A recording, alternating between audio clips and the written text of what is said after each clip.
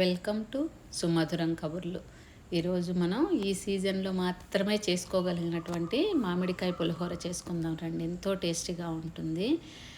దానికోసం ఒక మామిడికాయ, అంటే చిత్తూరు మామిడికాయ అంటాం దీన్ని, ఇది తీసుకోవాలి. తీసుకొని పీల్ చేసేసి బాగా తురిమేసి పక్కకు పెట్టుకోవాలి. అన్నమేమో ఉడికించి చల్లారి పెట్టుకోవాలి, ఆరబెట్టుకోవాలి.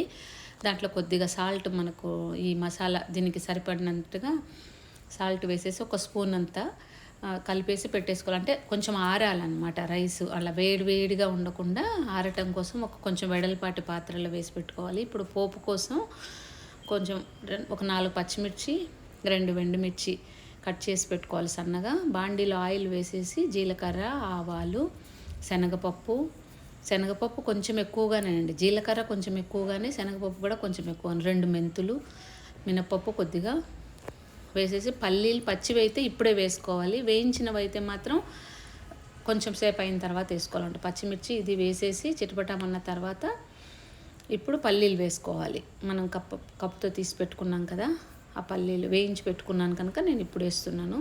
మళ్ళీ ఇప్పుడు అల్లం వెల్లుల్లిపాయ ఒక 4 వెల్లుల్లిపాయ రెమ్మలను ఇంత ముక్క, 1 ఇంచి ముక్క అల్లము వేసేసి దంచేసేసుకోవాలి. చిన్న రోట్లో దంచేసుకున్నా పర్లేదు, లేకపోతే మిక్సీ కాడించుకున్నా కూడా పర్లేదు. నేనంటే చిన్న రోల్ ఉంది కనుక దంచేసుకుంటున్నాను.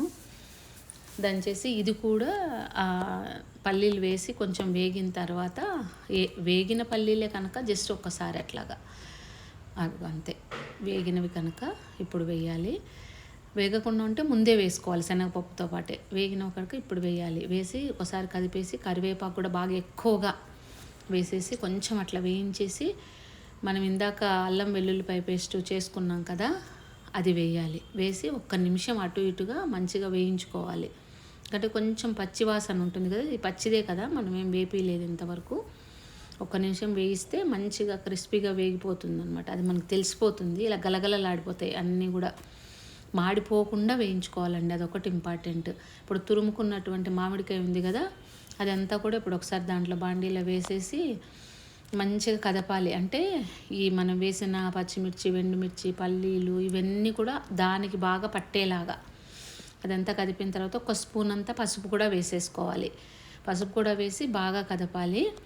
కొంచెం ఆయిల్ ఎక్కువే పడుతుందండి దీనికి, ఎందుకంటే ఇదేమో కొంచెం ఇలా పీల్ చేసుకున్నది కదా, మనం తురుముకున్నది కదా, అందుకనక ఇది కలిపేసేసి మొత్తం అంతా ఇప్పుడు రెడీ అయిపోయింది. దీంట్లో ఉప్పు వేసుకోకూడదండి, ఎందుకంటే మనం ఎక్కువ చేసుకుంటాం కదా క్వాంటిటీ, మన రైస్కు సరిపడినంత వేసుకుంటాం. మిగిలింది ఫ్రిడ్జ్లో పెట్టుకుంటే మళ్ళీ ఇంకొకసారి కలుపుకోవడానికి, అన్నంలో కలుపుకొని తినేసేయడానికి మనకు అవకాశం ఉంటుంది. ఇందాక మనం అన్నంలో ఉప్పు వేసాం కదా, అందుకే ఈ మసాలా డైరెక్ట్ దాంట్లో వేసేయటమే అనమాట. వేసేసి బాగా అన్నంకి పట్టేలాగా కలిపేసుకొని కొంచెం టేస్ట్ చూసుకుంటే ఉప్పు సరిపోయిందా లేదా అనేది తెలుస్తుంది మనకు. చూసి సరిపోకపోతే కొంచెం ఉప్పు వేసుకోవచ్చు. ఇప్పుడు ఇది మామిడికాయ పులిహోర తినడానికి రెడీ అవుతుంది. ఇలా పులిహోరకు ఇది చేసి బాటిల్లో వేసి పెట్టుకున్నా కూడా ఒక 6 months వరకు ఫ్రిడ్జ్లో పెట్టుకుంటే అప్పుడప్పుడు పులిహోర కలుపుకోవచ్చు అండి. కొంచెం ఎక్కువ క్వాంటిటీలో చేసి పెట్టుకున్నట్టయితే మనకి ఎప్పుడు పులిహోర తినాలనిపిస్తే బాగుంటుంది. ఎందుకంటే ఈ కాలం అంతా కూడా మామిడికాయ చాలా బాగుంటుంది. థ్యాంక్ యూ సో మచ్ అండి. అందరూ ఒకసారి ట్రై చేయండి.